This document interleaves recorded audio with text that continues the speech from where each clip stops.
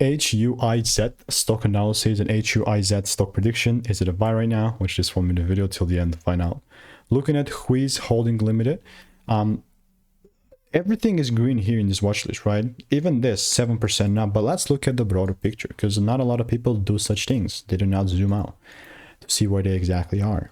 And all I can tell you is that I'm not a big fan of this. Like, more likely than not, when you see a chart like that, what's the likelihood, man? The likelihood that it keeps going down.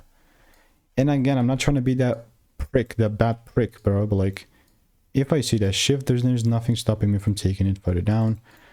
I don't have previous receipts with HUIZ, but if you do want to learn how I'm making 5-10K per month trading, click the first link in the description, get my free emails. And if you're like, but Mr. Zico, when is it going to be a buy?